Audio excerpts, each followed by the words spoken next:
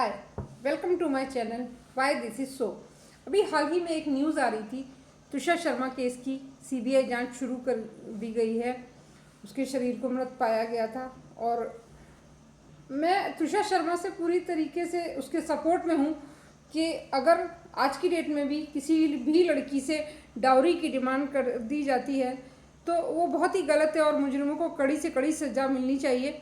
लेकिन उसके साथ ही साथ एक और केस भी आ रहा था जिसमें सिर्फ 30 साल के जज जो अपने बाथरूम में फांसी से लटके पाए गए और उसका रीज़न बताया जा रहा है कि उनके वाइफ के द्वारा उनका मेंटल हैरेसमेंट किया जा रहा था। तो उस केस के बारे में अब कोई खबर नहीं है। तो मेरा कहना सिर्फ इतना है कि हमें हमारा जो सॉफ्ट कॉर्नर है वो केवल गर्ल्स के लिए ही क्यों, बॉयज़ के लिए क्यों नहीं? क्योंकि ऐसा नहीं है कि बॉयज़ के संग मिस हैपनिंग्स नहीं हो रही हैं। There are 1000 case. आप चाहे नीला ड्रम केस ले लीजिए, चाहे ये शिलोंग केस ले लीजिए, देयर आर 1000 केस जब बॉयज़ के संग गलत हो रहा है। और वैसे भी आज की डेट में गर्ल्स जो हैं वो शादियां करती हैं, मैरिजेस करती हैं और उसके बाद साल 2 साल बाद वो डाइवोर्स ले लेते हैं कुछ भी एक्सक्यूज़ दे के और मोटी एलिमनी की डिमांड करती हैं। तो basically they are getting married because of alimony, right? तो ऐसा हमारे समाज में ये कल्चर क्यों आ रहा है? वाई दिस इज सो? और वैसे भी हम तो उस ज़माने की बहुएं हैं, उस ज़माने की लेडीज़ हैं जो 40 से 50 की रेंज की जो भी लेडीज़ हैं वो सब कि हमने तो अपनी सास की भी हाँ जी करी और अब अपनी आने वाली बहू की भी हाँ जी करेंगे अगर हम परिवार को जोड़े रखना चाहते हैं तो। क्योंकि आज की डेट में बहू ये नहीं सोचती है कि सास कैसी मिलेगी, सास ये सोचती है कि उसको बहू कैसी मिलेगी।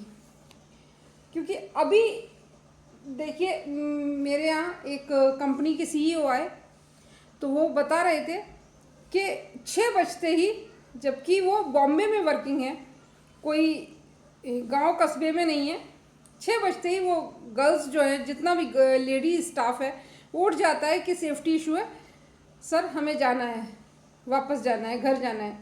बट वहीं बॉयज़ 8 और 9 बजे तक काम करते रहते हैं, रात को इवन 10-10 बजे तक भी करते रहते हैं।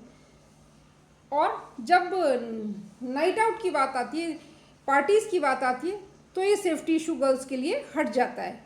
वाई दिस इज सो? ऊपर से वो ऐसे गेटअप में आती हैं कि उनका कहना था कि उनसे आई कांटेक्ट करके हम बात नहीं कर सकते।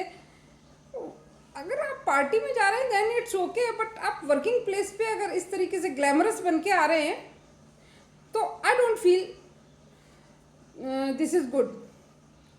तो मेरा यही मानना है कि आप जो भी सॉफ्ट कॉर्नर है वो केवल गर्ल्स के लिए नहीं, बॉयज़ के लिए भी उतना ही सॉफ्ट कॉर्नर रखिए। और आप बायस्ड होकर डिसीजन मत लीजिए, पहले पूरी तरीके से उस किसी भी केस की जांच करिए, उसके बाद ही कोई भी डिसीजन लीजिए।